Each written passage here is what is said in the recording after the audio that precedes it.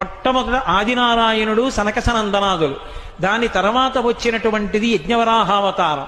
యజ్ఞవరాహావతారం తర్వాత నారదుడు, నారదుడి తర్వాత నరనారాయణుడు, నరనారాయణుల తర్వాత వచ్చినటువంటిది కపిలావతారం, కపిలావతారం తర్వాత దత్తాత్రేయావతారం, దత్తాత్రేయావతారం తర్వాత యజ్ఞావతారం, యజ్ఞుని యొక్క అవతారం తర్వాత వృషభావతారం, వృషభావతారం తర్వాత వచ్చింది పృథుమహారాజు గారి అవతారం, పృథుమహారాజు గారి అవతారం తర్వాత వచ్చినటువంటి అవతారం మత్స్యావతారం, తర్వాత కూర్మావతారం, తర్వాత ధన్వంతరి, తర్వాత మోహిని, తర్వాత నరసింహుడు, తర్వాత వామనమూర్తి, తర్వాత పరశురాముడు, తర్వాత రాముడు, తర్వాత రామచంద్రమూర్తి, తర్వాత బలరాముడు, బలరాముడి తర్వాత కృష్ణ భగవానుడు, కృష్ణ భగవానుడి తర్వాత ఏకకాలంలో 2 అవతారాలు ఉంటూ ఉండొచ్చు వీటిల్లో.